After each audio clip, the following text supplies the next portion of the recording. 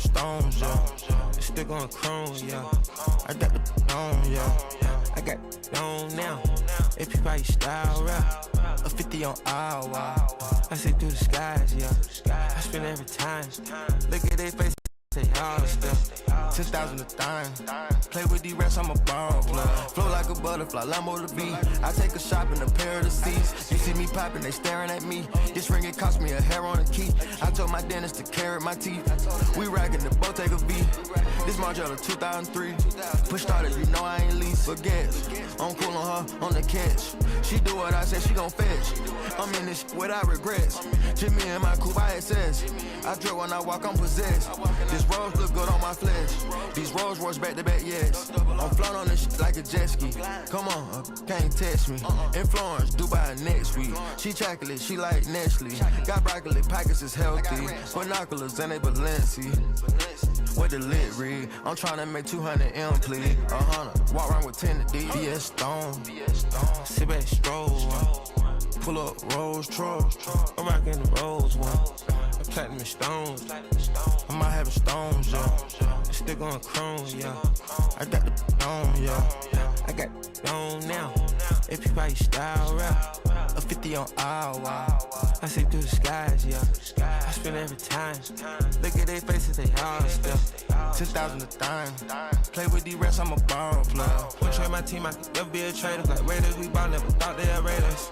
I'm going about to drop them in label, but putting in this label, I ain't asking for favors. Drop me on special, smash the spiders. Ain't no bait, I done had some tangles. No interviews, ask me later. Like take off, I'd rather be rich than famous, yes. Might go catch JoJo to protect. Oh no, could be cool to collect. My diamonds and gold in the chest. Hit down me a Louis V chest. Put it on, I can go down me a R&B Virgil, he gave me the credit. 10 years from now, look back on the shit, and I promise I'm doing my best. Big boss, NCS iconic. Let's go, let's count up this money. Good loaf, the bread and the butter. The toast, now ain't that ironic. I'm digging it up, he ain't throwing it. She hate when I go, she hook on like funny. I float, I'm smoking on this chronic. Eat diamonds, hit when it's signing. VS Stone, sit back, stroll. Pull up Rolls truck. I'm rocking the Rolls one. Platinum and stones.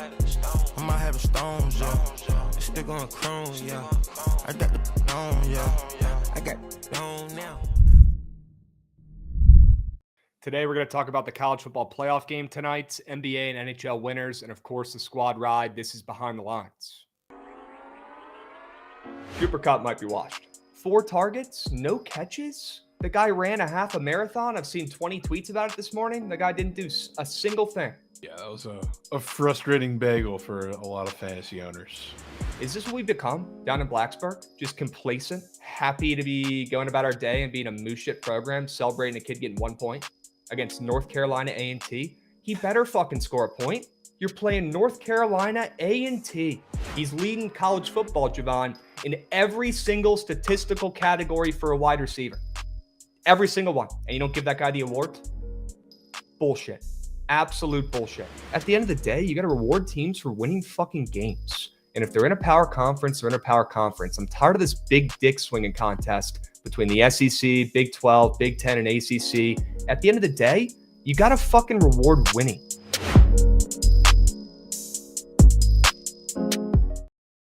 What's going on, chat? Happy BTL Friday, the best BTL of the week, episode 615 piece. As always, hold the fry, joined by your 2 co-hosts, Krabs and Jovan, presented by Bookit Sports. If you're not tracking your bets on Bookit, what are you doing? Start tracking your bets today over there on the best bet tracking app out there on the App Store and Google Play. Go check out Bookit Sports. I promise once you do, you will start using it and keep using it and keep tracking your bets over there. All right? Jovan, we got hook of mod last night. A couple ways. Brutal. We got to get back on the saddle today and find some winners. Plain and simple. Yes, have to. Plain and stuck in the middle of Mitch Jeter and Jaden Greathouse greatness while Devin Booker's missing free throws, dude. Brutal. Hook. 238. Can't make it up. How do they know? How do the Bucks know? That was a sharp line. I'll give them that. We got Handyman AL coming in, resubbing. Let's go, Handyman. Sure we can. Devin Booker, hang him up, my man. 0 for 8 from 3, and he missing a free throw at the end of the game to cost us some coins. We'll talk about it in a moment. Let's check out the Sharp report from yesterday and see how we did overall. 3-2 from me. Swept the Prize Pick Square. Shout out Alpha Ball. Shout out Riley Leonards. And FGCU. Yeah, Stunk City. Sam Houston should play. Let's go. W's. And it was never the Ohio State and Santa Clara moneyline parlay piece. I cannot believe the Buckeyes blew that game once again. They blew it again. Mikey Ohio Overs State was right. Is just Big Ten Miami. Mikey Overs was right. It was always Oregon in that spot. We got a hype train moving and grooving. We got Drew coming in, resubbing. Big weekend incoming, boys. Let's cash. Yes, great weekend incoming. We've got a great game tonight. We've got NFL wildcard weekend coming up. We've got boots on ground. Me and Jovan at the game, Sunday Night Football, Bucks Mandos. We're going to have one hell of a weekend. We don't have a choice. It's the only choice we got. We're having a hell of a weekend. Okay. Before we dive in and talk about some of the winners we like for tonight, can I bitch about something for a moment? I got two things back pocket that I got to get off my chest. Get it off your chest, Krabs. Gucci, run that shit.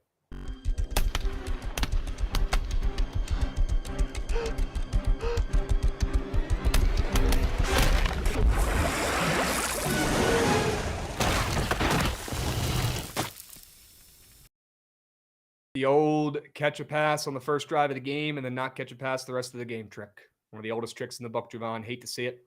Cannot make it up. We got your guy, Katron Allen. I think this is the only read from yesterday that did not hit. The other 9 or 10 did. Cost us some coins last night on that 4-man we crafted up on BTL.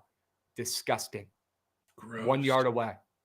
Was it even close on the spot? Like, did they round down? How do they decide how to, come up with the yardages there on those catches? Honestly, he could have probably got it on that catch, but he kind of ran backwards, which was kind of the most frustrating part of it. But I don't know. Drew Aller was bad, dude.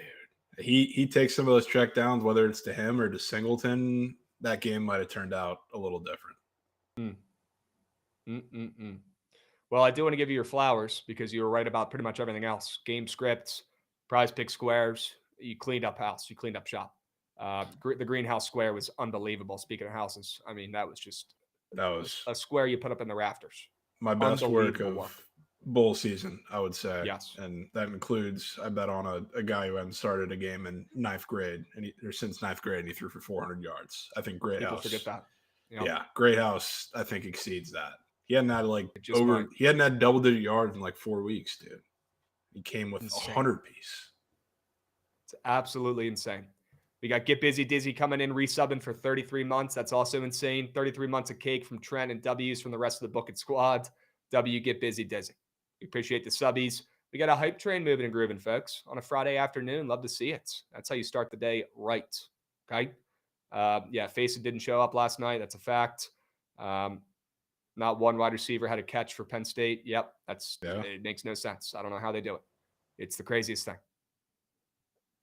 But Jovan, great call on everything else besides Katron Allen, man. Fuck. I had to break my rule. I mean, prize pick squares other than Katron were goated, but I had to break my rule for 2 bets in one game because I felt extremely confident in the both of those. So I'm glad it worked. We didn't go 1-1 on that one. It worked. Great call, man, on that college football game last night. My goodness. Sheesh. Well, Devin Booker, he also cost us some coins, so we can reel him into this one as well. He missed a free throw with like 20 seconds left, Jovan. That would have sent this game over, and then they didn't score the rest of the game. So we can blame Devin Booker for the hook of Ma in the squad ride last night. Disgusting beat. Gross. Disgusting. There was 1 million points in that game, the entirety of the game, and in the fourth quarter, they didn't score the whole second half of it. Disgusting. Absolutely disgusting. Oh. Yeah. All right, let's move. Let's groove. Let's talk about some plays for today. Guys, I don't know if the NFL playoffs pod is out yet, but it will be out this afternoon. So we will update you guys once that puppy's out on YouTube, Apple Music, and Spotify. So you guys can watch that this afternoon. We will keep you guys updated. Okay? Yeah, audio is out, but the YouTube will be out soon. W's Goots. Appreciate you, my man. Let us know if there's any updates, and we'll let the people know when that puppy's up. For now, let's hop in and talk about some Shark Report plays, some of our favorite plays for the day today. We could start out with some book plays here. Let's get right into it, boys. Let's lock in. Let's stay dialed. Let's find some winners, and let's see some green. I'll get it started out with an under in this college football game tonight after we saw a great second half last night, and we saw that game somehow go over. Great call, Jovan. I think we get an under in this game tonight. It doesn't look like an easy under in this game, considering Ohio State's coming off that destruction, you could call it, against Oregon, where they put up 41 points, Jovan, in that last game. Crazy. And then Texas, on the other hand, I know it didn't look pretty, but they still sneakily put up 39 points in their last game. They've hit the over in 2 of their last 2 games, along with Ohio State as well. Both teams are perfect to the over in the college football playoffs so far. Well, I think these defenses finally stand up. They earn their paychecks, they earn their NIL, and they end up dominating this game, both sides. I don't know who the hell's winning this one. I'd imagine it's Ohio State. I don't know if they're going to cover, but I do think this game soars under, and I think it's more of a snooze fest than people are expecting, especially after we saw that over last night. In that game, I want to zag while we saw a zig last night with that over. Today, we get with the under in Ohio State and Texas, and I love seeing the total dropping down 1.5 today as well. Of course. Yeah, I'm with you. I think both teams are either going to find more success in the run game or just find a lot of success in the short passing game, a little more than people think on both sides, which is good for draining the clock. Sure. Whole world is on Ohio State tonight, kind of scaring me, Alex. We'll talk about that in a moment. Okay. OG Sauer's on the over. Shit. Alex said Goots is him. Yes, agreed. How do we feel about the first half under to avoid OT? Well, I don't hate it. Could get another slow start like we had last night, but I would probably just stick with the full game under with that total dropping down to 52. None of the bets are really on it as well. So I'd say it's probably just a full game under in this one. I'd want to have all those points to play with. Okay. Yeah. All right. What else we got? The over in the Wizards game tonight. Sure. We're going to be talking a lot of DC sports today, guys. Don't get too excited because I am going to the Caps game tonight as well. And we're going to craft up some winners in that game on Prize Picks. But let's talk about the Wizards and the Bulls. Anybody think this game, the total was a little bit high? Looking at this one, it's got to be the highest total of the day today as well. And after scrolling through the board, I can confirm that it is. It's up from 240.5 to 243, which I thought was kind of weird, especially with some injury news with Jordan Poole and Alex Sarr, both potentially out for this game tonight too. And we're seeing that total on the rise. Well, if you know anything about the Bulls and the Wizards games, typically, not the last time they played, but usually these games, there's not a lick of defense played whatsoever. These are honestly, the best games to watch in the NBA because they're putting up 250 combined points. Well, this is a great time to buy low on both of these offenses and back it over in this game and this matchup, considering when they played the last time, the game went under. Actually, the last 2 times this season when these 2 teams have played, the games have gone under. Typically, over the last couple of years, Bulls and Wizards, not defense at all whatsoever involved in the game. I think tonight you're getting some offense, and with that high-ass total, with guys questionable in the Wizards as well, 2 of their best players, I thought that was really weird, and it stuck out to me. And the splits look sharp as heck as well in that over. No real reason to explain why it's moving up. It's not because of the bets. And seeing the injuries as well, this looks like the sharpest over in the NBA tonight. Yeah, especially since they just played. And it was a healthier game than I think they're playing now. And that one went under by a double-digit amount of points. And it's crazy. Total, I think, is going to end up sitting higher than the first one was, which is a little odd. So I'm with you. Krabby, how's the weather your way? You going to be able to fly out? Flying out tomorrow, Nerfy Chads, should be good. The Goots weather prediction, he's not predicting much. So we're feeling pretty confident about my trip down there tomorrow afternoon. Okay. Thank you for asking. Jocko, boots on ground at the Caps game tonight. We got to link up, my man. I'll buy you a beer if you find me. DM me on Twitter, bro. Alex Sarr, over 11.5 points. Big Cheesy, I don't know if he's going to play. And I'll tell you what, if he doesn't play, if Jordan Poole doesn't play, and this total stays this high, I'll be adding an extra unit on this puppy. I'll tell you that right now, because that's crazy. And then UCLA, have to bet it tonight, legally obligated. I'm not happy about it. Do I think Mick Cronin made the right coaching move, ripping his team a new one in front of the camera the other night? No, that was a stupid move. But it could be so stupid, Jovan, that it just might work. And maybe those kids wake up a little bit and they show up on the road after a couple bad losses. And it doesn't hurt that they're facing the Terps, who I just think are a little bit overrated at this point and coming off of 2 losses as well. Seems like we might have been a little too high on the Terps, and they're starting to come back down to earth here a little bit. I'll take the ranked UCLA Bruins here, coming off of 2 losses as well, getting a handful of points against the Terps, who I'm starting to think might be a little bit fraudulent. This could be a Mick Cronin legacy coaching performance, and I think UCLA's defense shows up, shines, and potentially wins in this game outright, but I'll take the points on the spreads. You guys know me. I have to bet this team after that bullshit, presser from Coach Cronin. Yeah. Wouldn't be shocked at all. I mean, you're definitely going to get a better defensive effort, you would seem. This game's probably going to be disgusting to watch because he called the whole team out, but he was calling out specific. I don't know. I saw he called out Bilodeau and a lot of the other guys on some defensive lapses they had. So I would assume that's an area where you're getting a little better effort tonight. Could be the difference. Here's what I'm seeing: swarming defense from the Bruins, and I'm seeing the Terps lights too bright at home here in the spot, freaking out, a little nervous, a little tight, and the Bruins getting to them here on the road, coming off of 2 losses. Sure. What are you cooking up on the books today? Go back to the Cotton Bowl. I am taking Ohio State, and told myself if we were to get Notre Dame, which I felt very, very confident in for the entirety of the week, pretty much.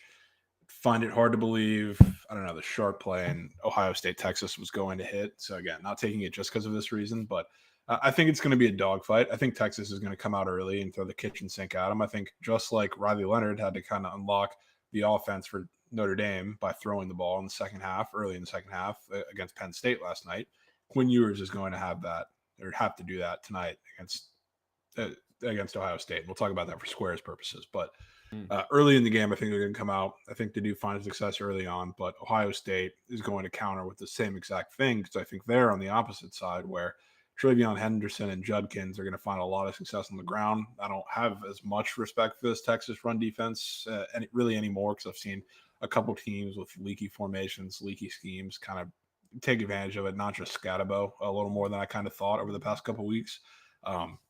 So I do think Ohio State finds success on the ground. I do think Texas can do whatever they want to do to try and shut down Jeremiah Smith and Egbuka. But at the end of the day, Malik Muhammad's going to be on one side of the ball.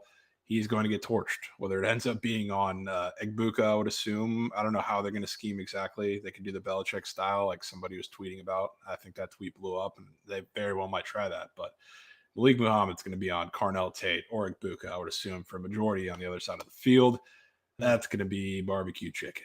So I think it'll be a dogfight. I don't think Ohio State's just going to come out and punch them in the mouth by 3 touchdowns in this game. But I think the second half is really where they pull away in this game. So like we were talking about the first half under, I think I like the full game a little bit more. I'm with you there too, because Texas is going to come out and I think be really, really aggressive early because that's the only way to not only open up the defense, but they want to establish the run game too. So I think they'll spread them out, throw some short early passes, which is why we're taking Quinn something when we're talking about prize picks. And then Ohio State, second half of the game, I think makes their adjustments, locks in, and covers this number, wins by a touchdown or 10. Thought we were leaving Ohio State in the Big 2-4. Yeah, just basketball. Just basketball. All right. I wish I listened to that last night. Should have. Unbelievable. Losing coins in the Buckeyes in Big 2-5 and CBB. What a joke. Yes, Malik, I am fading the unranked CBB system today. Using more basketball brain here and back in that nasty narrative of back in Cronin's boys to fucking step up and actually play some defense tonight after getting called out by coach. It's as simple as that. Okay. I think I saw another question here from Snowman Sports. Krabs, you concerned that Michigan with their 2 bigs cooked UCLA's defense, and Maryland also plays 2 bigs with Queen and Reese. Reese sucks. Queen's a beast. He's going to get his in that game, but I just think you're going to get a revamped, high motor defensive effort here from UCLA in this game. I really do. I think you get heart, and seeing that total as low as it is right now and dropping, I think is a great sign. 138 with these 2 teams. I think UCLA's defense shows up here and shows out on the Reds. Jovan, take me to the ice, will you? Why do you like that over? Yeah, so this is a classic, I don't know, one of my favorite spots to play when 2 shit or average teams, I think, play each other. I like to take the over when they're coming off a couple of really, really tough games, defensive games where you see a lot of unders, you see a lot of physicality against much better teams, much better defenses. And that's the same situation that we're in with San Jose and Utah tonight. San Jose, they've been playing actually like pretty respectable. I mean, they haven't been winning too many games, but their last handful of games are included against the Bolts, the Devils, VGK. They won 2 of those games actually against the Devils and the Bolts in back-to-back games. But just overall, they have been printing unders because the goalie situation has been great. Obviously, a super exciting thing for them, but they've been playing much better defensive hockey, and they've been forced into these games because of the teams they're playing are also matching that same style. Kind of the same goes for Utah. They're coming off of games where they've played, the defending Cup champions and the Panthers, the Stars who are right up there, the Flames who they actually beat. Weird situation there, and then the Oilers. So, not that the Oilers and Flames are some defensive juggernauts, but they're teams that'll put you in a physical style of hockey, and it's a tougher team to beat, of course. So now that you kind of get to let it all out against a team for Utah in the Sharks on the other side that gives up a ton of shots, this is where you fine-tune your offense. At home, you come back, you're a massive favorite. They're going to spray them with shots. Their offense is going to run in transition. It's going to be the perfect spot for them to kind of let it all out. Same goes for the Sharks on the other side after being pent up by a lot of these other teams by, just kind of sitting back in their zone. They don't have to do that anymore in this game. So I think both teams come out super aggressive. We get goals early and often. Krabs muted potentials. I love it. And I'll tell you what, I'm starting to see some 6.5s popping up, Jovan. Sure. Good sign. Yeah. Keep moving up. Fuck the CLB. All right, take me to OKC. You're playing them tonight. Great game. They're catching some steam as well. They opened up -2. Now they're up to 4, 4.5 some places on the road against the Knicks. Yeah. And it's an odd game because there might be some injury situation with this. I mean, there's rumors that Cat might not be playing this game. He's questionable, but this is the rare time that even if it does happen, I will be buying the bad news or buying the good news, I guess, with the Thunder, because you don't get a team like the Thunder and bounce back spots too often. Obviously, you have one now. They lost a big game where we actually took the other side in the Cavs with national television. That was one of the best NBA games I think I've seen in quite some time. The thing is, I took the Cavs because they were a disaster matchup for the Thunder. They shoot a lot of threes. They hit them at a pretty high clip. The Thunder are a big-time catch-and-shoot team. So that's kind of the perfect counter for their defense, which is why the total was as high as it was, which is why they scored as many points as they did in that game, which is why everybody feasted on every different level for the Cavs. And you're kind of forced for the Thunder to get out of their style of play. The Knicks are quite not like that. And really on both sides of the ball, especially if Cat's not a part of the fold, that changes drastically because the thing that the Thunder defense does very, very well, if you're going to spam pick and roll the entirety of the game, they're going to suffocate you. They are going to be one of the toughest defenses you've ever seen. They're going to be the Great Wall of China. That is what the Knicks are doing with Jalen Brunson. And if Cat isn't a part of the fold, that is tenfold of what they're going to do in this game. So you beat the Thunder with catch and shoot. You beat the Thunder with corner threes. There's a couple of guys that do it on the Thunder. Mikal Bridges is like the obvious one, which, I mean, you've already seen plenty on Twitter today because he did the same thing in their game that they just played like a week ago. Went off, plenty of volume. He had a great game. He's going to have to be the guy. And again, that list becomes much, much smaller if you don't have Cat for offensive production and you don't have him for size, because that's where the Thunder are very vulnerable too. So regardless of whether Cat plays or not, that's bad news that I'm 100% or good news that I'm 100% willing to buy. But regardless, I'm taking the Thunder in a bounce back spot. One of the rare times I can do it with like them or the Celtics. I find very few and far in between spots to bet because they're the GOATs. They're the best teams. It's like betting on the Dodgers. But your body isn't even letting you say the words, buy the good news. Right? Yeah. You're so used to just buying bad news every time. It's hilarious. Yeah. You can sneak in a square angle every once in a while. And hey, I'd still even say OKC laying 4.5 on the road to a pretty solid Knicks team, even without Cats, is a little, maybe not telling, but good sign. And I feel like it kind of cancels out some of the worries there. That's some respect. I think it would probably cancel out if they didn't just beat him a week ago. Granted, it was in OKC. Okay. We'll see if they can beat him twice. That's still some respect on the roads coming off a loss. I like it. Carson back to Miami. Good call, Jovan. That was the easiest call of all time, but everybody great call. That. Can't take credit for that. I'll go ahead and give you credit. Good call. We all knew. Good call. Oh, man. Carson back to the big old ACC, huh? Great. Yeah, you know where he starts his new college career next year at? Where? Up against Marcus Freeman. Wow. That's going to be must-see TV. I'm trying to see if the Hokies play them next year. Can't find their schedule yet. Whatever, fuck it. They're not worth our time. Let's go to the Prize Pick squares. Let's talk about those. I'm excited about these squares today. Quinn Ewers, more than 34 pass attempts. We mentioned this a little bit on the, or not the pod, but talked about this, I feel like, a little bit earlier this week. I feel like Quinn Ewers is going to be playing from behind in this game. and maybe they end up pulling off the upset and cake the futures here for Ohio State. But I do feel like Ohio State takes a lead at some point in this game, and you're going to see Texas playing from behind. I thought this was a very high number at an even number as well, not a half. Thought that was kind of weird as well. 34 pass attempts.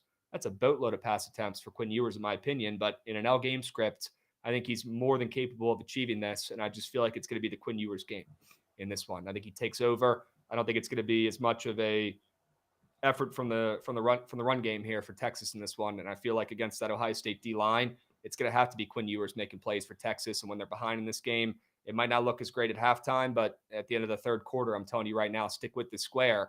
It's going to be green. He's going to have 40 pass attempts in this game. And I'm not saying it's going to be a blowout in this one, but I do think they might end up creeping back into it and covering. I could see the back door maybe open. I'm a little bit scared about laying the points here for Ohio State, but maybe I'm just getting cold feet with my future and with how good they've looked so far. But either way, I think Quinn Ewers, he has an impact on this game. And I'm taking his pass attempts. I don't want to worry about the completions, but I'm sure you'll talk about that here in a moment. I just want the attempts. I don't want to worry about the people actually catching the ball. See how it goes. I mean, you want to just jump there while we're already here and talk about it? Sure. Yeah. Because I like the completions, and I kind of like it for maybe an opposite game script reason than you do, because I don't even think he needs to be trailing to hit this. I think just like yesterday when, I mean, granted, Riley Leonard did a lot of his work in the back half of the game, but the whole point was he had to throw the ball to open up the defense, and then after that, the explosive plays were going to happen. That was when Notre Dame was going to take a hold of that game, or at least look better offensively. That was when the points started flowing in. Texas in this game, especially being that the run game has been really bad. Like it was bad against Arizona State. It was really, I don't know, monolithic play calling. It was terrible. It was the same little stretch concept. It was bad. The only way I think you fix that going into this is, you remember, I think this was the FCS game we were talking about. I specifically mentioned when you were talking about Cam Miller rushing yards. It's a really good defense. So what are you going to do to a really good defense when you want to run or just open up the run? You go in an empty set consistently. And then what happened? Empty set, QB draw up the middle. That was the big play. I think the same thing holds for Ohio State's defense in this one. I think Texas is going to spread them out as far as they can in every single formation. And I've seen tweets, hitting the feed today of just how good Quinn Ewers has been in empty set. Not only is he good when he's empty set, but he also has, he's been really good against cover one, really good against all man coverage. That's been his best suit. So if I am Texas in this game, I am spreading it out early. I'm going to put him 5 wide. Maybe I have Wisner back there. Maybe I have Jaden Blue back there, but I'm getting the ball out of Quinn Ewers' hands quickly early in this game, whether it's to the running backs, whether it's to, I don't know, I guess DeAndre Moore, and it would be more the big play guy. Same with Golden, but both the running backs I think are going to grub. Wingo may be involved too. You're going to have a bunch of guys that I think are going to grab in the short pass game early. So I don't even think there's going to be much of a difference between the attempts or the completions, because I think that's how they're going to get after them early. I think the deep shots are going to come after they've already opened up the offense and tried at least to establish the run game. So I think we're both in a good spot. All right. That Rita is saying sprinkle Archie anytime touchdown. Any thoughts on Arch in this game?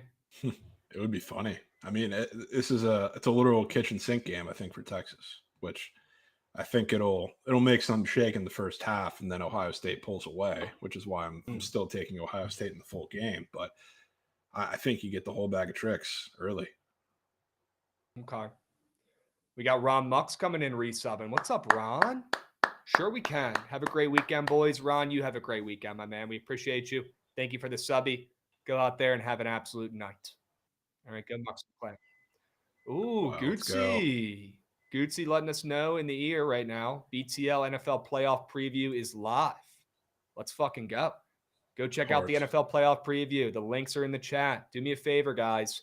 If you're watching on YouTube, you can already go over and pivot. Drop a like on that puppy, bookmark it for later. And if you're watching on Twitch, click that link in the chat for the YouTube. Drop a like on that puppy real quick. Let me know in the comments who you think is winning the Super Bowl. Let me know in the comments who is your Super Bowl champ. You don't have to put the odds if you don't want. If you want to look them up, you can put them on there as well. But who do you have winning the bowl? Let me know.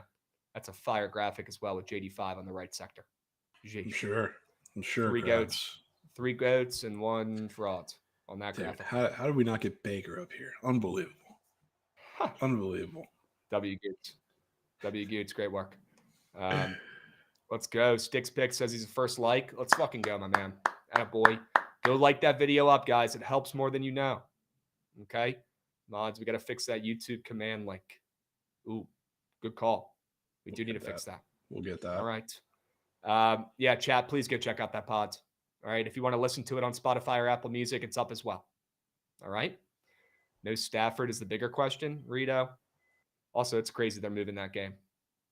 That sucks for the Rams. And prayers up for anybody out there in Cali still. That sucks for the Rams, though, man. Gosh. All right, let's pivot back. Why don't you go over your Tristan Da Silva 1.5 3-pointer square here? Yeah, it looks like that's off the board, so gonna have to find a new one. But that was absurd. Triple bagel. Paolo's back. Good for catch and shoot. Really period against the Bucks, but with Paolo back, that was a dream. So I mean, still gonna play it, but I think we'll discuss some more squares because I got more in the chamber. All right. Well, good thing I already locked it in. I know we both had Quinn Ewer squares, so I locked in 2 3-pieces. There we go. 2 3-mans, 5 Xers. But it seems like the Silva's already off the board, so we might have to go back and pivot, give the people some more squares towards the end of the show if we can. All right. We'll figure it out. There's a lot of nasty 3-pointer squares up there, Jovan. We'll be okay. A couple, yeah. I got a feeling we'll be okay. Draymond. Was that you tweeting about Draymond? Was that you tweeting that screenshot of the prize picks board for him as well earlier today? Or was that someone else? I did. Okay. I don't even know if he's still on the board either. Is he? All right. Yeah, let's pivot back to my squares here, Gatesy. I think I got one more to give the peeps. Kyle Kuzma. Sure we can. Guys, a couple injuries for the Wizards tonight in a game where I'm taking the over. I don't know if Jordan Poole's playing. It's looking like he's iffy. I don't know if Sarr's playing, looking like he's iffy. Somebody's got to do it against the Bulls in this game, and I wouldn't be shocked if the Wizards keep this game close as well. They've been playing they've looked a little bit better of late. They haven't been winning, but they've been, at least keeping games relatively close. Kyle Kuzma is going to be the guy. And I'll tell you what, I looked up his stats against the Bulls. They're bad. He typically does not play great against the Bulls, but tonight, with some guys injured, some guys questionable, I'm locking in Kuzma to do job. He's got a weird rebound square up there. I'm taking his PRA, and his point square is pretty high as well with how he's been performing. I'm taking the whole shebang. PRA, I want to incorporate everything for Kuzma tonight, and I think he carries that offense. High-ass total. Somebody's got to do it. And I'm not liking Poole or Sarr considering they're already banged up. They might not even play. Yeah, dude. If you get no Poole with Kuzma, a 243.5 total game, I mean, that's a dream. Yeah, I wish they had Corey Kispert up there, but we'll have to settle with Kyle Kuzma. I'm down to take Corey Kispert at any time. Yep. Thought the Wizards got relegated to the G League. They probably should. Dead Larry Bird, but they are still in the NBA for now. Okay? W's. All right, Jovan. W Sharp reports. We could circle back, talk about some NBA here in a moment. Do we want to go over this Moose college basketball slate first for the peeps? I know it ain't much, but it's honest work. Can't say I have too much on the platter, but I would love for you to lead the way, Krabs. Yep. Let's go through it. Let's talk about some college basketball here first, guys. Not many games today. We'll cut out some of the ones that I really don't have any angles in. And we could start, I guess, with Minnesota and Wisconsin. At least that's a better game here. You got Wisconsin on fire. They've ripped off 4 straight wins in a row. Do we think this is a game where Dawson Garcia shows out, and maybe keeps Minnesota within 10 points here? I wouldn't be shocked. And we finally saw Minnesota show some heart in that last game. Bad loss in OT. It might have even been double OT to Ohio State, but they looked much better in that contest. Mitchell did as well after a generationally bad game 2 games ago. I wouldn't be shocked if Minnesota keeps this game within the number, and I might play it myself. An 8-7 Minnesota squad spreads down from 13.5 to 12.5 against red-hot Wisconsin. You got the stones to fade the Badgers at home with me? I don't know that I do, but I could be convinced. I could absolutely be convinced, Krabs. Wanted to look at Garcia's prize pick squares. I mean, the guy is coming off his first bad game in a minute. Besides that, I think he's turned green every single game this season. The dude's a fucking stud. I wouldn't mind some Dawson Garcia PRA action. Or maybe just points and rebounds, to be honest with you. That's probably a better way to take it. 24.5. I'm going to put that one in the bank. It's got to be Dawson Garcia, Dad. Dawson Garcia, our old friend. Coming off a bad game. You know he's getting fed, though. What's Minnesota's ATS this year? Last year, they were covering machines. Yes, they were covering machines last year. You're Not correct. This year, they're 2-11-2. 2-11-2 against Really the bad. spreads. Jesus Christ. Here's one from chat. That's a pretty good one. Pretty good look. We'll see if Pickett Pro has this one up on the board. Ryder and Canisius. Let's see, Gooch. Show me the money. We got Ryder and Canisius up on the boards. We might not. It's an earlier game. Shot. No shot. There Well, it Canisius is. There it is. Oh, let's go, Pickett Pro. Sure we can. Sure we can. Half of the Wisconsin team is from Minnesota. Great. Too much pressure. Lights might be too bright. They might be a Way little too bright, dude. they might be a little, I don't know, not locked in. Maybe they're hanging out with their friends and family too much, having too much fun. Ryder is laying 3.5 on the roads to 0-14 Quinnipiac. Both teams have lost a bunch of games in a row. Canisius has lost 14 games in a row. Like, they've literally lost every game this season, Jovan. That's an absolute embarrassment. Insane. Maybe it's Canisius today at home getting 3.5 points. This might be. See our guy Dead Lady Bird splooging for that in chat. I do not hate it. Saying That would take them be to get their first win. be a crazy call. I might be on that. Might be the two worst teams in college basketball. Probably pretty close, yeah. Yep. I'll take Canisius with the Dead Larry Birds. Curious if you guys think about that Quinnipiac line. I thought it was fat too, man. I like Quinnipiac against Siena today. Quinnipiac was solid last year. Goated. No way we got a 20 sub whale coming in from Aries, bro. Are you kidding me? Are you kidding me, Aries? If you just got blessed up with a sub, you better drop a W in the chat. We got 20 people in the chat getting blessed up with some free subbies from our guy Aries18, who's looking to have a great weekend. Talk about getting on the right side of the gambling gods. You drop some subbies in the Bookit Sports Twitch page, you're looking pretty good for the weekends. You might have luck on your sides. Let's fucking go, Aries. Sure we can. W's. Quinnipiac laying 6.5. I think they opened up -4, which I thought was correct. Thought that line seemed right, but they're up to 6.5. Quinnipiac, a great ML parlay piece today. And if you got the stones, you could play them on the spread as well. Does it worry me a little bit with that total dropping down? Yeah, it does. But I do think Quinnipiac wins that game. Could be a solid lay piece. Just might be. Arius, you're good, man. Seriously, thank you. You're a beast. You're a beast.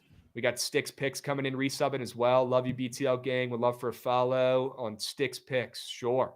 W name, W subby. We appreciate you, my man. All right, let's keep moving and grooving here. Iona and Fairfield is another game I wanted to bring up here, Jovan. Iona stinks, but they're finally coming off a win in their last game. I kind of wanted to back Fairfield getting 1.5 here at home. They're on a fat losing streak as well. And Iona, I've watched them, unfortunately, this season. They are actually that bad. They're really terrible. Bad. Really bad. They are really, really bad. Fairfield's, 3 of their 5 wins have come at home this season. I feel like they get a win at home outright here. I might leave the points at the door. That +1.5 is looking at me funny, though. And the ML plus chick against Iona. I think Fairfield gets a big-time win. People forget they got one of the newer, better arenas in college basketball as well. I think that's Chaco's school. It is, yeah, I'm pretty sure. Chaco Day at the Caps game. It might just be Fairfield. Wow. It might just be Fairfield, folks. Could be a double collab. Let's talk about the Mount in Manhattan, because, Jovan, I'm pleasantly surprised to say that I'm looking at the line right now, and it has completely changed since this morning. Everything has changed, okay? They were 3.5 this AM. Now the Mount's only getting 1.5 points. Maybe the odds makers are getting hip to how solid the Mountaineers have looked so far this season. Best pre-conference play records in Mount St. Mary's basketball history this year. Let's not forget they beat Miami. They did. They beat Miami and made Coach Larinaga hang him up, which is actually absurd to say those words out loud, but that actually happened. He retired after losing to the Mounts. I think it's the Mounts' year, and they've got a couple scores on that team, man. They got some veterans on that squad, Jovan, and Manhattan's been fake sharp for years. I think you play the Mounts, and I love seeing the spread cut in half. It could be a day to take the Mounts. Don't let Dallas Hobbs get hot. This could be your legacy day, Krabs. The Mount, meat on the line. The Mounts, we got the Wizards over, going to the Caps game. This could be a great day. This is your day. Literally your day. This could be a great day. I'm telling you, dude, don't sleep on Dallas Hobbs, who, by the way, is from Dallas, Texas. His name is Dallas. He's That's the best hilarious. player on Mount St. Mary's. You can't make it up. Do not sleep on Dallas Hobbs. He's a 3-point shooting machine. And they got a couple good big guys as well. They got this R junior kid who's averaging 12 points a game. They got Adebayo. They're a senior and junior, so 2 upperclassmen there. They've got some bodies. Don't let the Mount get hot. They got Xavier Lipscomb on the squad as well, the transfer from Radford. Don't let the Mount get hot. Might be I might too have late. to take them. Might be way too late. Yep. Krabs, the Mount team total over. Ooh. That total is moving up. I would just take them out on the ML, man. Back the new coach. The vibes seem great right now for the Mounts. They might be figuring it out over there. LIU Brooklyn getting 2.5 points, down from plus 4.5. I was leaning them against Stonehill, but probably not going to play them. Didn't want to fade Stonehill, but thought that was weird seeing that spread cut in half. So definitely lean LIU. Yeah. You know what's weird about that game too? Because with Stonehill, they're like I don't know, like a weird comparison to like strange pitchers in the MLB. Like I guess Zach Greinke would be one. Like the teams that you have to have like a completely different approach against him and against the Stonehill zone. So like teams that can do it well and have already seen it, I kind of take note of a little bit. And it's weird because year in and year out, like LIU's terrible and they don't really shoot that many threes, but for whatever reason, they've also handled the Stonehill zone very well the last couple times they've seen it. So it was something that was odd to me when I was looking at it. So maybe that's a thing, especially on the road. Them getting, I don't know, a little bit of steam is probably pretty weird. Might lean into that. Damn, Chaka's saying he went to middle school with Xavier Lipscomb. Wow. What the fuck? That's a crazy connection. Looks like he went to St. Stephen, St. Agnes, Chaka, Virginia kid. Interesting. Can I bring up a narrative? Please. I saw this tweet on my feed, this TikTok that someone posted of this guy like chirping people who sports bet and who watch sports and blah, blah, blah. Why are they doing this? They're stupid. They're weird. He went to Mercyhurst. Oh. So you want to fade Mercyhurst today? I want to fade Mercyhurst. St. Francis, PA. That guy minus pissed me off. Yeah. Wait. I mean, St. Francis, PA, they've sucked. Rav went to grade school with the guy who made that TikTok. Now I'm in. We're fading. Now I'm in. Now I'm so in. Okay. I'm sure What's people up in with all chat these saw high that school video. connections, bro? What the fuck? We got Chaco going to school with Xavier Lipscomb. We got Rav going to school with that TikTok loser. Unbelievable. Unbelievable. Gosh. Huh. All right. Yeah, Goods, that could be a W narrative play. St. Francis, PA. Have not won a game in a month. They're laying 3.5. All right. I like UCLA tonight because of the narrative. And then there is one more later game, Central Michigan and Toledo. Central Michigan also has not won a game since Nam, but I'm not looking to get cute and back them. They might just suck. I would probably lean Toledo there. Probably a pretty good parlay piece as well. You compare Toledo with Quinnipiac ML, and you're probably cashing that 2-piece. Right? You could see that. Jovan, any other college basketball angles or plays? I know the slate today sucks, but and I'm getting chirped for not bringing up Lemoyne in the chat. You really want to play in Lemoyne? They're minus 2.5 against Fairleigh Dickinson. They've lost 3 straight games in a row. I don't have much in this game, to be honest with you. If anything, I'd probably lean Fairleigh Dickinson. That team covers every goddamn game. They have for the last 2 years. Yeah, they do. They cover every game. Sneaky do. Yeah. All right. Let's move. Let's groove. Let's get off of college basketball here. Let's go talk about the Prez. I'm already moved on to tomorrow's college basketball slate, Krabs. Sure. As you should. We've already got plays. Wow. Let's talk about the NBA. And we will go to the ice right after this, yay, lads. Don't you worry. Okay, let's talk about the NBA. Bellarmine did not cover, FYI. W Nerfy Chad. I hope I talked you off that one yesterday. Just do not bet that team ever, man. And your life is just, you're in a better spot. You're in a better spot. Okay. Over in the Wizards game. I also think the Wizards could cover that game potentially by the bad news that they got guys injured. Anything in the Bucks and Magic game, Jovan? I'm seeing the Bucks up to 6.5 from 3.5. Yeah, I'm starting to wonder if what injury news we're going to get for the Magic potentially, because it's seeming like Paolo's supposed to come back, and I think that's set in stone, but maybe they're not fully healthy otherwise, and that's why the line's moving their way. But It's also if not, Dame and Giannis being confirmed to play today too. That could have moved the line back to the Bucks. could have also helped. Yeah, I guess They were they were questionable. Yeah, I think I kind of want to go to a sneaky point spot in this game because this is, I think, the lowest total on the board by a bit, and rightfully so because it involves the Magic. But I feel like the matchups on both sides are pretty advantageous for offenses. Like the Bucks are a really bad catch and shoot team. I think they allow the most catch and shoot threes in all of the NBA. I know they did as of a couple days ago. I assume that has not changed in the last couple days by very much. And if Paolo's back in the fold, if he wants to be, I don't know, not incredibly aggressive, which first game back, I think that would be an ideal spot for that, especially when you're probably going to see a good bit of Giannis. Makes a lot of sense for the Tristan Da Silvas of the world, the KCPs of the world, all the spot-up shooters that the Magic have to have a pretty good day, especially at home. And then Giannis one-on-one, the Magic really don't send help. So, I mean, he's going to do whatever he wants at the rim. So that total is ever so slightly on the rise. And I would not mind getting involved with a little gross over. Maybe Giannis points after he cost us some coins the other night. Yeah. 28.5. Yeah. Let it out chart. I wouldn't mind that. I already have Da Silva locked in. You said he's off the board though, right? Yeah. Shit. Okay. Anything else in that Bucks Magic game? No, not too much. Okay. What about Warriors and Pacers? That spreads up to 8 from 6.5. Pacers getting some line respect. Could there be some injuries in this game? Looks like Halliburton is questionable in this one, and Miles Turner is also questionable. And they're still catching steam. That's kind of weird. Yeah, I mean, they've been playing really well lately. The Warriors have not. I guess they got their bounce back win. That loss against the Heat was inexcusable. They bounced back with a win over the Pistons. And I think they covered that game, depending on where or what line you got there. But they got the bounce back.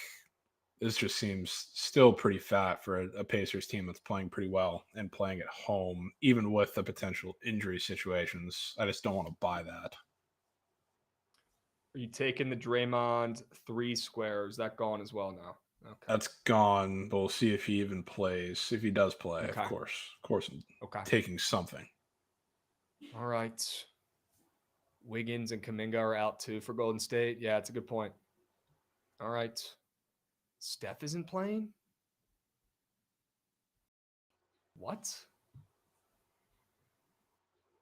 Is that new news from Fat Girls? I saw that he was questionable. I didn't see that was final. I'm seeing he's healthy as an ox, according to Roto, but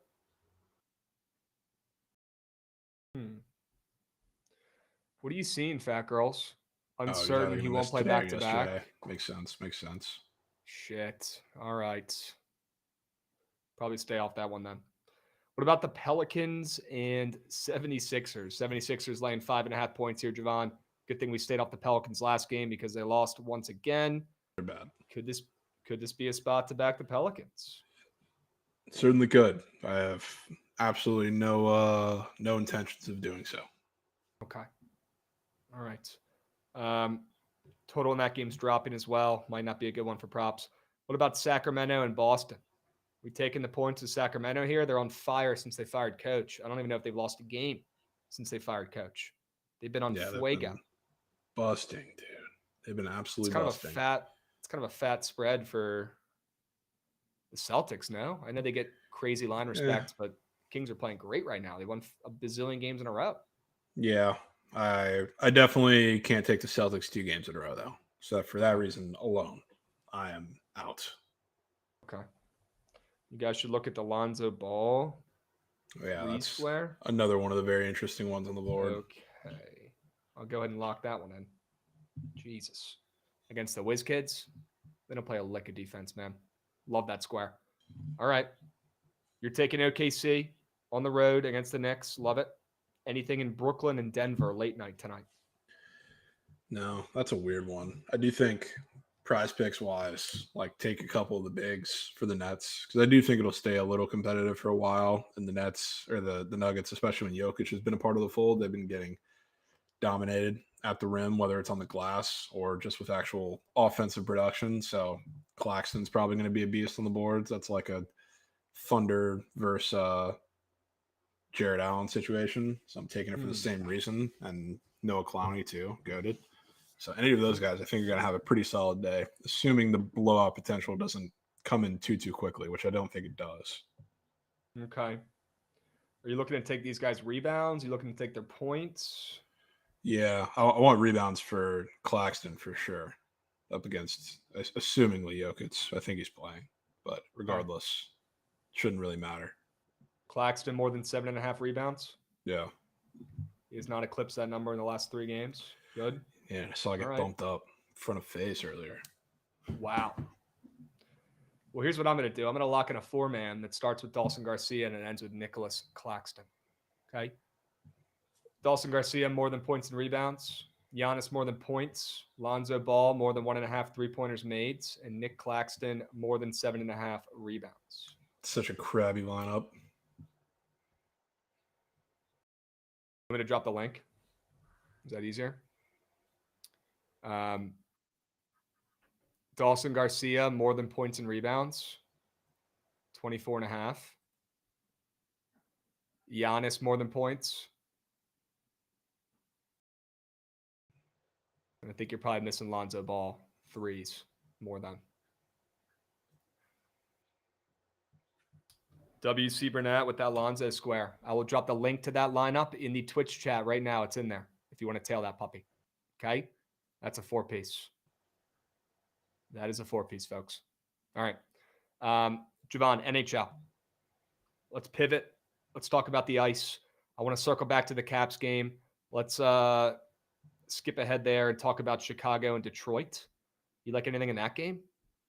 Nothing there. It's definitely a situation where you would think it's not a bad idea to put your old boys in Detroit in a lay as a lay piece, because the Blackhawks are coming off that win against Trent Miner and the Avs. Unbelievable game. Obviously, they beat a goalie making his NHL debut, but what they did defensively against the Avs, regardless, was really, really impressive. So coming off of that, going to Detroit, probably a very solid fade spot.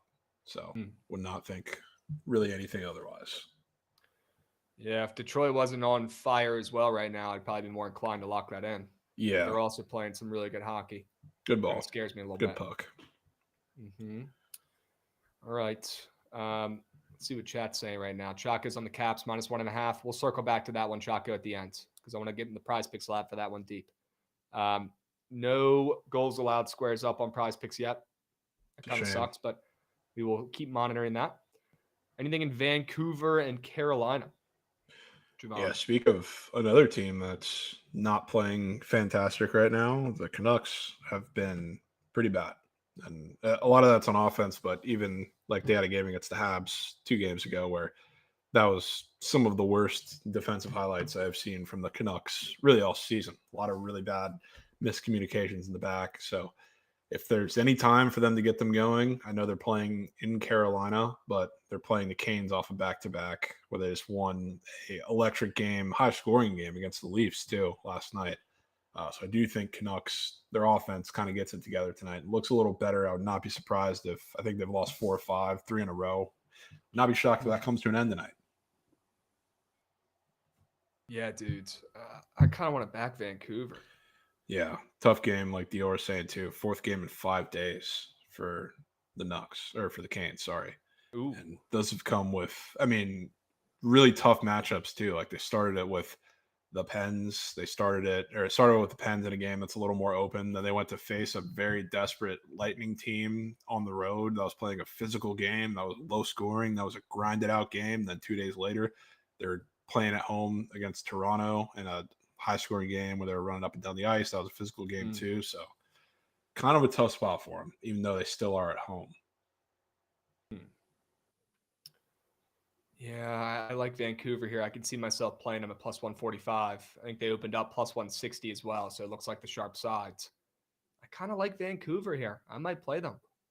Everyone in chat saying they're playing terrible, 100%. Really bad. And why are they catching steam? Weird. Yeah. It usually you'll get some steam if you're not on the back-to-back playing a team that is on the back-to-back probably 7 times out of 10. But okay, all right, it's definitely a little odd. Dior DZ in chat saying I would take the +1.5. They keep losing an OT, but that shit's an empty net away. Yeah, I hate taking +1.5s, man. Could be a decent spot to do it though. +1.5s are goated. They've adjusted pretty well this year. So like last year, you probably remember we were taking a good bit of +1.5s, but for big dogs. Yep. Yeah. The thing is, there's not as many big dogs this year because the parity between the league is so much stronger than it's been for the past couple of years. So like if you're taking +1.5s, they've priced you out of it for the most part, but they're also hitting at a ridiculous rate. So it's because the games this year are a lot more competitive and a lot closer. So you got to lay some juice to do it, and the books have adjusted pretty well. Steve D'Amico, what's up, East? Good to see you in chat, Larkin. Chuck is saying Miller and Peterson hate each other, and they're on the same team. That can't be good. Canucks are in a weird spot, but if they're gonna get right, I would assume we're getting like Rob was saying, Dustin Tokarski in net, because I think Kochetkov started last night. Get the offense together, fellas. Yeah, it's crazy. Somebody in chat said, check out how many times the Sharks have covered the +1.5. They're 13, 24, and 6 overall on the ML, but they're 24 and 16 on the +1.5. That's nuts. Yeah. So they've been playing all close games this year. Jesus. Never forget our legacy run with the Sharks +1.5s last year. Been a little more juicy to play a lot of the time this year, but even when they've been fat dogs, I mean, they've been unbelievable. Even when they had that legacy stretch where they were really good too. Kind of died down since then, but they're still playing teams pretty competitive outside of when they lost and gave up 8 goals to Lightning.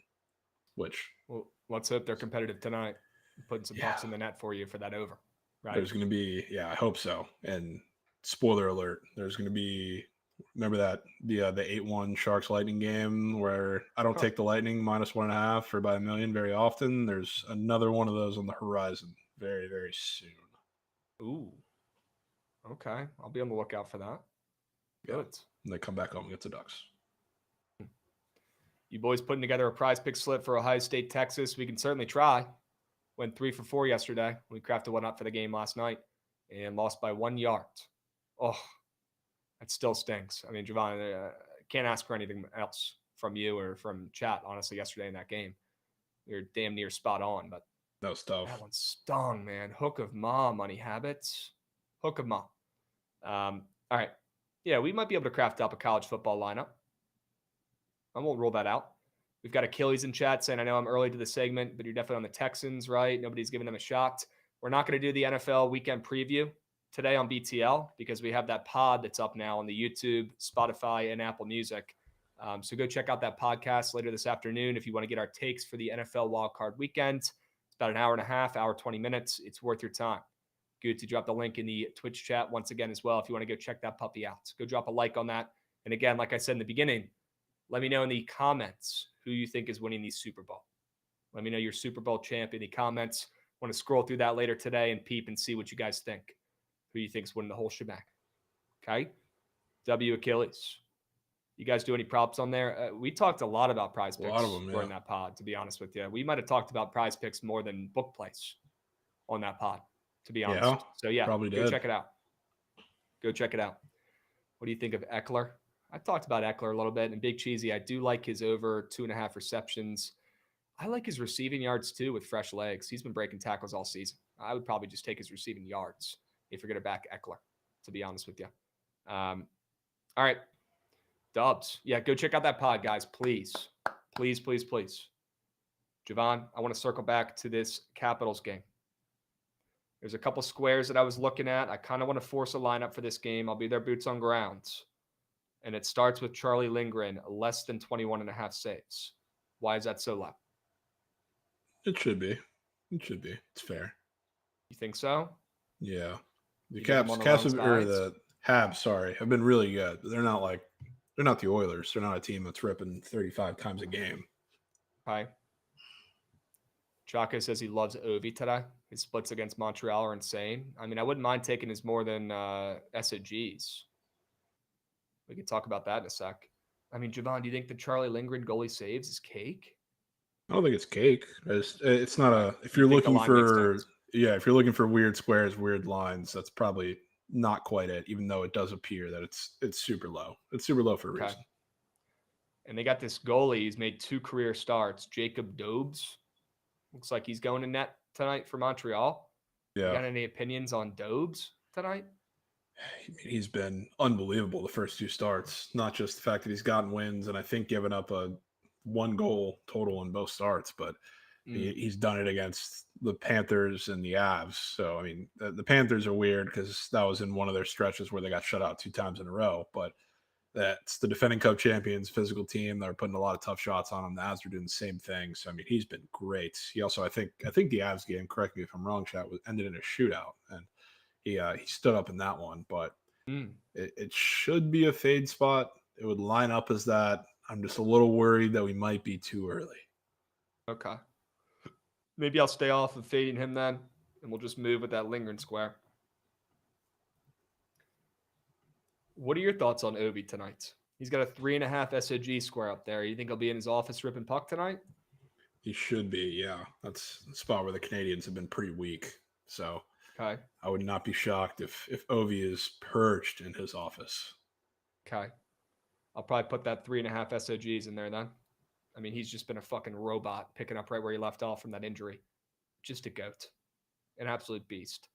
Protas has a nasty square up for a 0.5 point. I'm not saying I want to take the less than unless you really like it, but extremely greened out points chart for Protas in a game where I might be taking the under in. Yeah. I wouldn't hate taking the less than. It's green. I don't know that I'd be all that excited about it though. Fading it. Blind fading green or red squares in the NHL just does not work either. So yeah, I mean, as far as points go, you can definitely get away with blind taking red a lot more than you can blind fade green. Okay. Plus, if you're taking OV, fading Protas is probably not the best idea. Okay. All right. What about Jacob Chernin? 0.5 point. Chikrin. Excuse me. Yeah.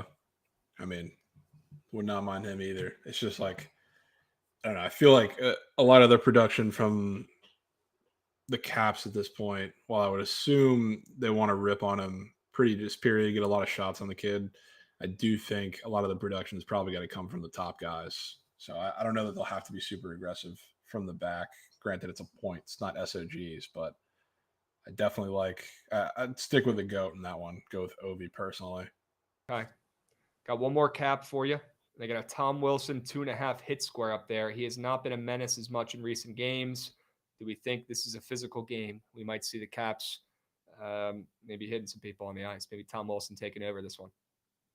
Could be possible. Could be possible. I'm really not tapped in as far as hits go, unless I'm taking like lightning guys. So that's I know probably about as much as you in that angle. All right. Strom points is my favorite angle from Chaco. Certainly not going to fade that one then. Okay. Let's go to Montreal. Right now, I've got Charlie Lindgren less than 21.5 goalie saves and Alexander Ovechkin more than 3.5 SOGs.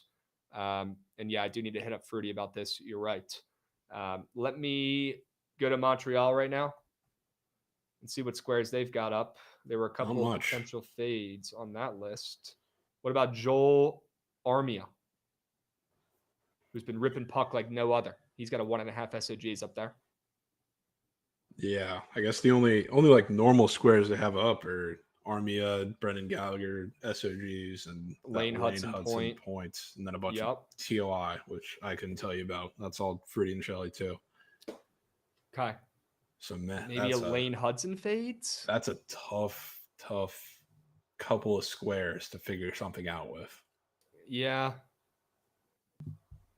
And I don't. Yeah, I'm not. I don't need a force, but I do need to take a Canadian.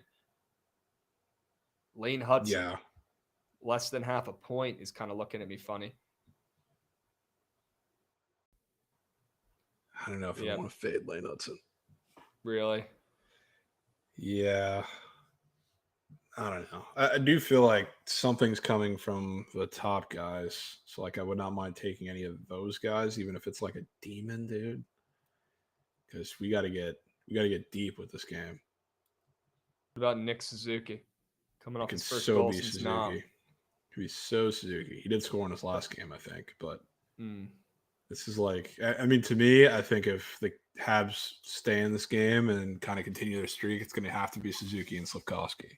It's like they have anytime I bet on the Habs, really, it always ends up being Nick Suzuki. And in this game specifically, it probably has to be some involvement from him and Slav, of course. But that Suzuki goal might be it. Suzuki goal. Chaco saying we drafted Lane Hudson's brother, so he might want to pop off against his bros team. That's a crazy angle. Definitely won't be fading him. And then I got to bring up the GOAT, Cole Caulfield. He's their best player, right? Yeah. He's got some demons up there. He's got some demons. Always does. He's been on a ridiculous streak. I think he scored, 5 games in a row or something? He's been on an absolute tear. So I would think if I'm that Caps defense, I'm making anybody else on that line beat me, which is typically what they do. I feel like I've seen this time and time again. Guys go with a streak into DC, and it's always everybody else. It's kind of how they play. So that's a little bit why I want to lean into the other guys on the line too. Sure. All right. Anybody in chat, any of my hockey goats have any opinions on Nick Suzuki to score a goal for the second game in a row? Thoughts? Let me know. I'm looking at that one. I'm looking at this Kirby Dak, half a point. Kirby Dak, the goats. Yeah, and guess I could try to fade Jacob Dobbs. Maybe the lights will be too bright on the road in game number 3, but I don't know. Dak half a point could be nice. Dior saying Suzuki is a pass first. I like Dak. Okay. It might be Krabs. Could be Kirby. I wouldn't hate that. I like the especially point if they square. do something on the PP. Yeah. I like the point square better than back in a goal square from Suzuki as well, especially if people are saying he's more pass first. Why don't we go with Kirby Dak? Okay.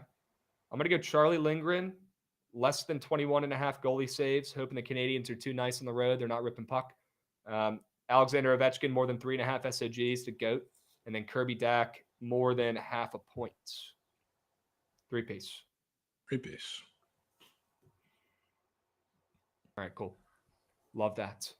Be sweating that one out in person, right in front of the ice. Go. I'll drop the link to that one in the chat. Shaka, if you want to tail or if anybody else wants to tail, let me know. Yeah, Adam, I put Ovi in that puppy. It has to be done. I am more than okay with squaring up for Kitch and taking the guy and his SOGs. All right. Jovan, we could craft up a college football lineup for tonight if we really want to. That's something that Chad asked. We could do that. Yeah. That's probably our best look right now. Yes. I definitely want to talk about some squares in this game because Please take the I reins. don't have as many as yesterday, but I definitely want to talk through some stuff and see what you think. Yep. Because I think we've talked about Quinn, I guess, so we're both on similar angles from there. And just to repeat it for people who aren't in here, Krabs likes the attempts. I like the completions. I think that Quinn is probably going to be in a second half trailing game script for a majority of it. I think in the first half, you bring out the bag of tricks, you throw the ball, you spread them out, quick completions. You got to make them respect the run in some way. That's the only way to do it, is by having some success in the pass game, or respect the pass is what I mean, and establish the run game after that. So I like that. The question after that becomes, who are we targeting for Texas when that happens, Krabs? So I think there's a couple options. I'm a big Matthew Golden guy. I don't want to do it this game because he's their guy that they rely on for, I don't know, winning one-on-one battles, which against the Ohio State secondary, I really don't know if that's the route they're going to take. I think both running backs can get involved, whether it's Blue or Wisner. Blue's line looks pretty telling, just like the first game against Clemson. And then I know LC was talking about DeAndre Moore, which it's scary because he can't catch a ball, but he's probably going to have to be a guy to win a one-on-one battle against the opposite corner, which I think is probably a matchup they're going to look for, because I think Gunnar Helm has a pretty tough matchup. Golden's probably going to have a pretty tough matchup. So if there's quick passes, there's only so many guys I can go to outside of the running backs. Moore might be one. Wingo might be one. But there's a lot of options here, Krabs. Are there any that pique your interest?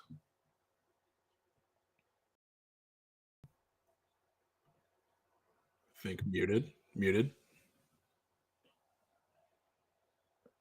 A couple that I like that you just mentioned, Jaden Blue, more than 13.5 receiving yards. We got to have that in something. DeAndre Moore, more than receiving yards. You mentioned him having bricks for hands. I think that's LC's POD of the day, POD today. So if that's the case, I feel like we got to trust there and take him. And then Sure. Keyshawn Judkins. I don't know if you brought him up, but he's got a nasty receiving yard square too after a Shugs bagel. 2 Shugs bagels in his last 3 games. I wouldn't mind taking a stab at Judkins' receiving yards compared to Henderson, who's got a much higher line. Those are 3 that initially stuck out right off the rip. 100%. I didn't even go to the Ohio State side. I was just talking Texas first, but Yep. I'm in agreement there. What I think is going to happen for Ohio State, I don't think they're going to have Jeremiah Smith shut down, but I think the tweet that blew up, like I think it was yesterday or 2 days ago, talking about one of the reporters said like Texas is probably planning to Belichick Jeremiah Smith and Egbuka. I think that has some validity to it, and I think that's around what they're going to try to do. Essentially put your best corner on Egbuka, put CB2 over on Jeremiah Smith, but also shade over the top of him, so you're essentially doubling him, and then that leaves open, I think, a lot of the other options. Which the one guy that I've had a gut feeling on, I think, all week, and his line has been bouncing back and forth for like the last 24 hours, just like Greathouse did, funny enough. But Carnell Tate, I feel like, is going to have a big game here. He is so talented, and he gets overshadowed because you have Smith and Egbuka, who are 2 of the best wide receivers in all of college football. And while I don't think you're going to shut down both of those guys, I think they can slow them down enough to where Carnell Tate's kind of getting targets pushed his way. So, I mean, it definitely helps if you're going to see Muhammad too for part of it, which I can only assume. And you're also going to be in the slot for a good bit. So I think Will Howard sees a good bit over the middle. So I like Carnell Tate. And then both running backs, same as Texas, I think they're a big part in the receiving game too. Because when you have, I don't know, advantageous matchups with the linebackers on Texas because they've been really, really slow. They give you space in the flat if you're willing to take it. Will Howard's been willing to take it for the entirety of, even like before the Michigan game when he's had mid performances, not just in his legacy run in the playoffs. He'll take the space in the flat. So like, if you want to take Judkins, I'm down. I think Henderson still gets his, so I'm also down, but I'm with that. Okay. Couple things from chats that are sticking out to me. We got M. Diddy asking if we've gone over NFL yet. We're not going over NFL today. We've got the NFL pod that we just dropped on YouTube, Spotify, and Apple Music. If you want to check that puppy out, we'll drop the link one more time in the chat. If you want to get our NFL angles for the weekend, prize pick squares, book plays, everything you need for the wildcard weekend for NFL, we go over it in that pot. And it's out right now, my man. All right? Love Tate yards. Adams got picks, had a really good angle here as well. I'm looking at the square, Jovan. Will Howard's more than 7 rush attempts. Look at that chart. Yeah. Jeesh. It's definitely red. That's crazy. Yeah. You're not loving it. I mean, it's not that I don't love it. Frankly, I think he gets in the end zone with his legs today. I think and that would be certainly be a rush attempt. But yeah, his rushing yards are getting bumped up too. I do think he's going to have to use his legs a bit, especially if that coverage scheme for Texas is somewhat successful, which I think it will be for a bit. So I don't have anything against that at all. Yeah. I mean, if we wanted to get cute, we could take that demon touchdown square, but maybe we keep that off to the side, put that with something else in a 2-man since it'll be juicier, and stick with the rush attempts for now. I don't know if I can ignore that one. Yeah. That is weird. No problem from me. So here's some of the squares that I've got in the queue that we've mentioned. And I'm sure there's a couple other categories and guys we could talk about here too. We're not done yet, but we got to weed out a couple of these receiving yard squares because we have too many of them. Okay. We got too many guys for receiving yards. As much as I love all these angles, Jovan, we probably got to cut out one or two of these and maybe put in another square. We got Judkins, we got DeAndre Moore, we got Jaden Blue, and we got Carnell Tate. We got those 4 gentlemen's receiving yards. I don't think we could take out Carnell Tate. I really want to leave in Jaden Blue and Judkins, but I also feel like we should just trust LC and her back in her team with DeAndre Moore. So in a little bit of a pickle here. We got to figure out one of these guys to take out. Do you have any initial thoughts or leans? I'm down to trust LC and put DeAndre Moore in there. I think it's, for the most part, I'm pretty okay with most of the Texas wide receivers because I mean, you're going to get trailing game script, and I think their way to work themselves in this game is to throw the ball quite a few times. So fine with that, especially not a huge chunk play guy, even though he can't catch. So I'm fine with that. I'll tell you, one of my POD for the Texas side is definitely going to be Quinn completions, but for the Ohio State side, I've been kind of going back and forth. Wanted to talk about it with you, see what we thought. It's probably going to be Tate, so I'm down to keep Tate in there. Okay. I mean, I love that sell job from you. I think it's very sharp, and my contrarian brain loves the angle of strapping up the wide receiver 1 and wide receiver 2, selling out, doing everything you can to slow those two guys down, let the other guys grow up and see what they've got. I love that angle. I think we got to keep that in. I think we got to keep Will Howard rushing attempts in there. I think it comes down to Judkins and Jaden Blue. Which one of these two running backs are we keeping in? How many legs is that? It's a 5-legger right now. Okay. Was trying to get it down to 4. So maybe we take out one of these running back squares, either Judkins or Jaden Blue. I saw somebody in the chat say Jaden Blue on Instagram Live earlier and said he's about to go off in this game. I mean, what else is he going to say? That's pretty funny. I pictured him just geeking. And he really has not been doing shit in recent weeks. Just geeking on the Instagram Live saying he's about to grub. Yeah. And I also thought Jaden Blue's rushing yards was a good look as well, but I kind of wanted to stick with just the passing angle for Texas, considering how heavily invested we are with Quinn Ewers' pass attempts and completions as well. So wanted to throw that out there. Maybe a Jaden Blue rushing receiving yards combo square wouldn't be the worst look, but definitely scares me dipping the toes into the rushing yards, considering how heavily invested we are with the Quinn Ewers pass attempts and completions. You're right. What if it was always just this 4-piece that's on the screen here and then the quarterback 2-piece? Oh, or minus Will Howard. Tate, just the receivers. Receivers or receiving yards because we have Tate, Moore, Judkins, Blue. What if it's just that 4-piece? Then it's Howard rush attempts and then insert one of our 2 Quinn Ewers squares in a 2-piece.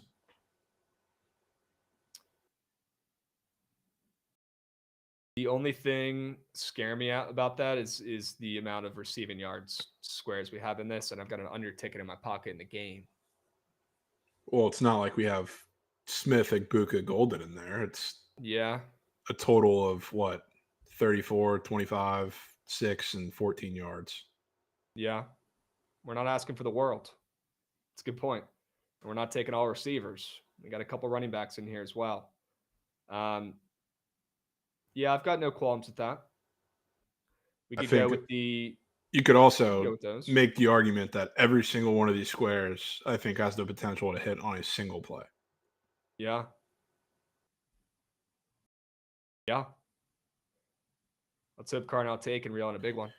Yeah, Tate probably gets 2, but he has the potential to get a 35-yarder. I mean, G. Scott damn near did that on the first play of the Oregon game.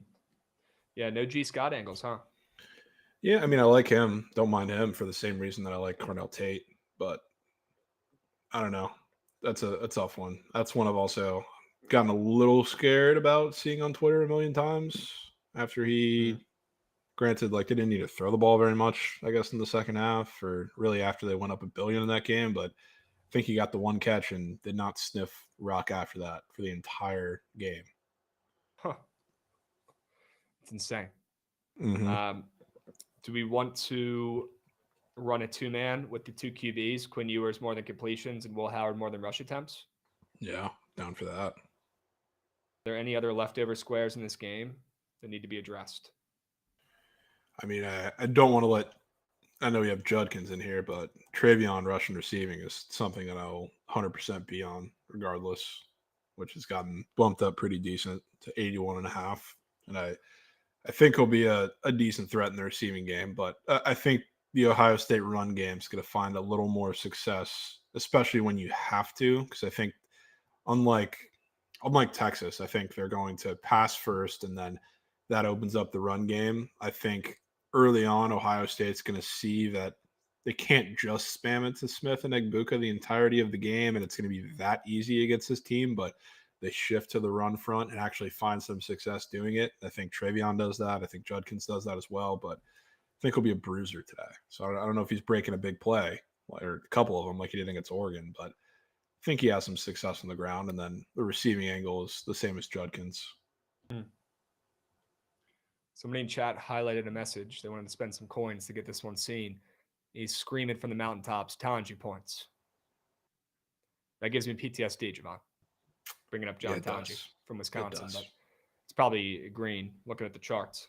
Probably air. I don't know if I've seen a redder chart in college basketball this season, and there should be some points in that Minnesota game as well. I like that square.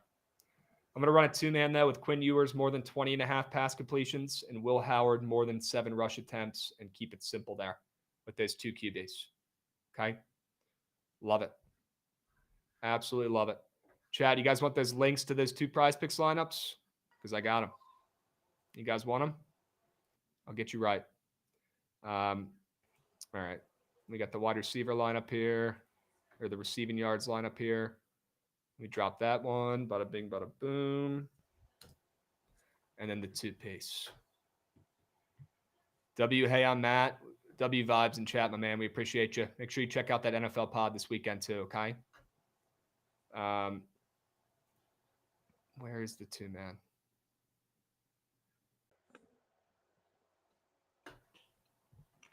And it didn't lock it in because it thinks I'm in Maryland right now. What are we doing? All right. I'll lock that one in a second here. We're going to get to the squad ride here in a moment, but I want to ask Jovan before we get to it. Is there anything else we missed today? Anything else you wanted to cover? I feel like we did a pretty good job with the NBA and NHL.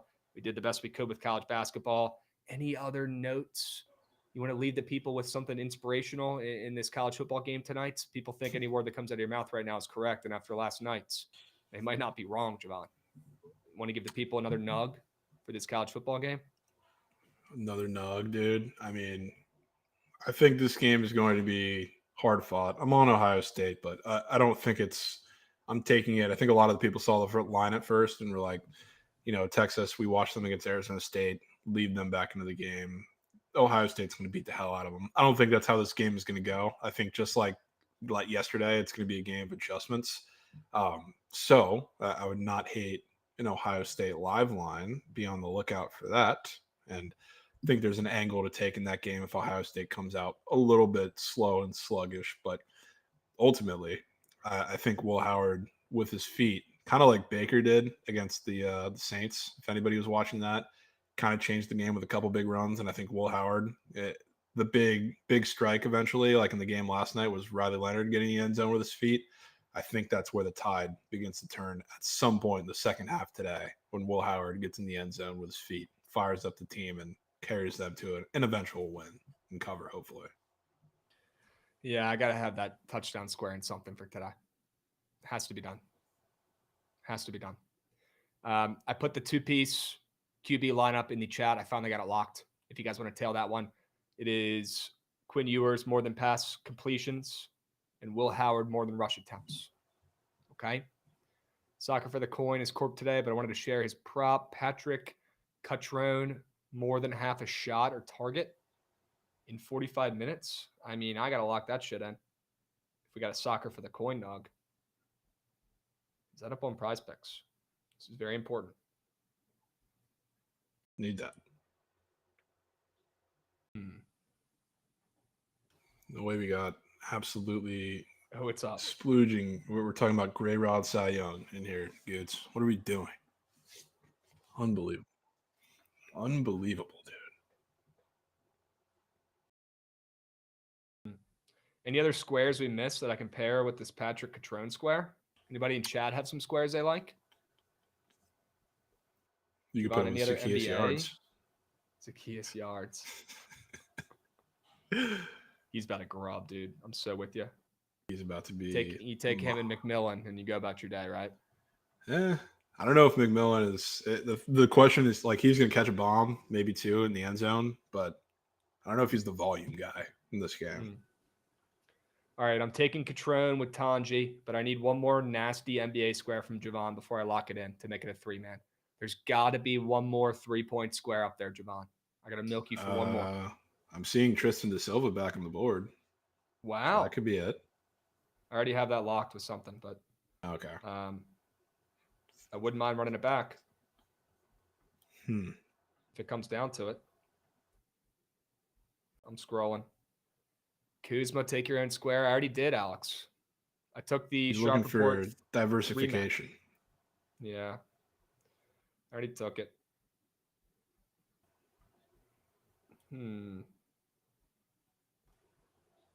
Benedict Mathurin coming in off a goose egg. No way they got Goga. No way they have Goga up there. For half a 3. Oh, shit.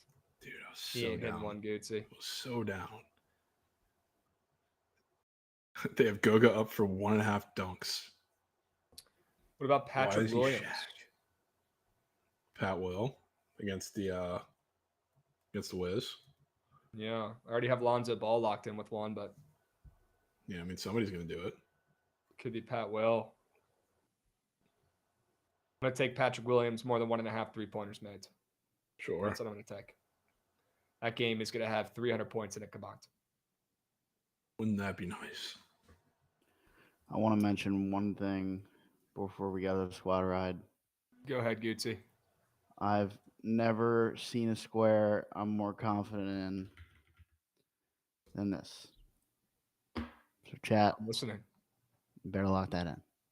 It's snap. Air. Well, shit, Gates. I would have paired that with I didn't. I mean, you were.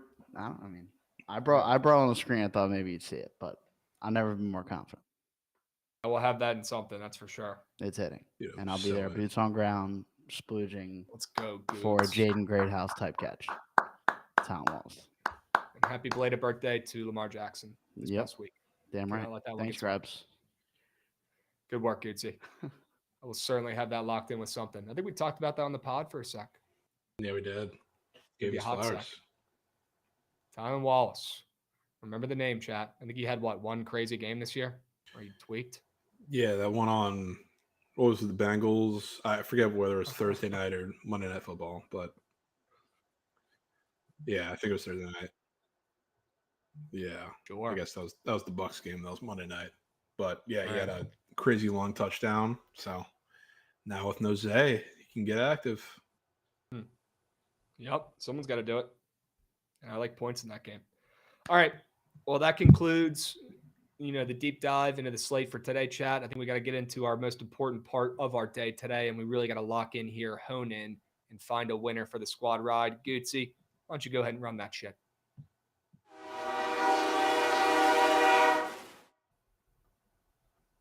I still cannot believe I have an Eagles future in my back pocket, Freeze. That is unbelievable. Unbelievable. Knowing me, that'll probably cash this year. If you guys want to know who we have to win the Super Bowl, please check out the podcast later today, this afternoon, this weekend, whenever. Just go check it out for me, please. We'll drop the link one more time in the Twitch chat. Okay, for now, let's lock in, Jovan. Let's find a squad ride W. I'm looking at the board right now. I want this Wizards over in there. I feel like, your plays, there's something about them today, Krabs. I feel like you're dialed. I want that over in the Wizards-Bulls game. I want that Sharks and Utah over. Of course. Chat, now's the time to throw out your favorite plays today. Chat loves the Thunder. They really want the Thunder in there. I'm a little bit worried about the Thunder with a guaranteed win in the squad ride poll today. Yeah, that's fair. That's fair. Here's some college basketball angles, though, that we talked through today that I don't hate. Canisius to get their first win of the season, plus 3.5. Fairfields. Even the Mount could be a solid look today as well. I mean, take the reins, Krabs. Which one of those is really tickling Jim for you? I think it's Canisius to get their first win of the season today. I'm down. 0-14 Canisius. The worst team in college basketball history. Canisius. Plus 3.5. And we're also putting them out in here because they're winning. And we're taking the ML. Huge. I'm leaving my UCLA biases out of this. I'm leaving the college football game out of it tonight because after going through the Prize Picks board, I'm not as confident with the under, but I do think it's going to smack. And Ohio State scares the living fuck out of me. I'm going to be completely transparent, but hope you're right on that one as a future ticket holder. I thought it was getting low. Seeing 51.5. All right, we're putting that in there. Fuck it. That shit's hidden. That was all Tug. To That get was you all back. talk. It's going in there. Ohio State, Texas, under. I need to find the actual number, what it's at right now. 52. Jeez, that thing's dropping like flies. 52. For Ray Lewis. For Goods. 52. No way we're slipping Ray Lewis in here, dude. Chad, I'm fully back on that under. That shit's smacking, so please vote for it. 5 plays, 5 winners. We got the Wizards and Bulls over 243. We got the Sharks and the Utah Hockey Club over 6 on the ice. We've got Canisius looking for their first win of the season, 0-14, plus 3.5. We've got the Mount. The Mount is calling, and I'm going to answer it on the ML. They win this game outright. Keep the point. Don't need it. And Ohio State, Texas, under 52. Lock in after we saw that over smack last night. Great game. You're getting a moose shit game tonight. I apologize, but I've already seen it. This game's going to suck. This game's going to suck. It is what it is. 5 plays, 5 winners, chat. Lock in, get involved. Lock in, get involved. All right? Nobody wants the Texas under shits hitting. Yes, Dave Martinez is burner. Good. I'm surprised nobody wants some Wiz Bulls action. Yeah, shocked to see that getting some votes. Although I think that total is insanely high. Insanely high. Canisius getting overlooked. Nobody wants them out. They think that's a homer pick, and you know what? They might be right. They might be right about that one. Canisius should be getting some more love. The under in the college football game tonight should be getting some more love. Happy to see the Wizards and Bulls over getting some love and respect, though, around these parts. Good to see it. Okay, good to see it. Chat, while we get this vote in, all right, and if you're wondering where this poll is, you're probably watching on YouTube. Come over to the Twitch page right now. Hurry up. You got a minute left, and you can still lock in your votes. Yeah, Hoffy, we're going to leave that total in the past. We're not going to bring up that squad ride hook anymore. We're letting it go. We're letting it go. Are we going to get some Mima action on that under? Wow. Ma. Jovan, look at that. Ma likes that under. She's pulling up to the stadium right now as we speak. She's crawling in with the walker, dude. Taking in wrinkly hands with the under. Yep. Sure. Jack, get those votes in. Hurry up. Go, go, go, go, go, go, go. Hurry up. Lock in. Get those votes in, please. Make your voice heard. Every vote counts. Every vote matters. And you guys did it again, you son of a gun. Dude. You son of a gun. I don't get it, folks. Gootsy, get in here. We need you. Goots, help. I'm listening. You know what to do. Yeah. We need you to make the call here. It's the Goots call. I know what you want me to pick, but I might go opposite. I love the sell job on that over and on the ice. So I think I'm going to go with that. I was not expecting Goots to send us to Mormon country. This is good. This is good because if it hits, we get to celebrate, and if it loses, we blame Goots. That easy, right? Win-win. It's that easy. Gootsy, final answer. Sharks and Utah over. All right. If Locked up off the end. If Goots gets this right, I might be back in on the Ravens this week. This might be a 3-for-3 sweep for Goots this weekend. This sets the tone for the Birds this weekend, Gootsy. Yeah. This literally sets the tone. This is where it starts. Okay. Well, according to chat, I'm him, so I'm feeling good. You are him. They're gassing you up as they should be. You are him. Yeah. All right. W episode today, guys. Please check out the NFL podcast that we just released on YouTube, Spotify, Apple Music. Please check it out and let me know in the comments who is winning the Super Bowl for the millionth time. Please get involved. All right. Let me know in the chat. Let me know in the comments who's winning the bowl. All right. I want to go through those comments later today. W Subby coming in from Big Baller. We appreciate you. Go Irish, go. W Glaze, Gootsy, have a fucking weekend. Jovan, excited to get down with you on Sunday, boots on ground for this Bucks game, my man. Are you ready to be in piss? Ask yourself that question, Krabs. Ooh, good comeback. I'll give you that. And my answer is no. I'm not ready to be in piss. Okay. Yeah, great day. Great starts last night with the Irish coming through. Let's keep the vibes going through the weekends. And we'll catch you guys on Monday, same time, same place. Squad ride is the over on the ice. Over 6.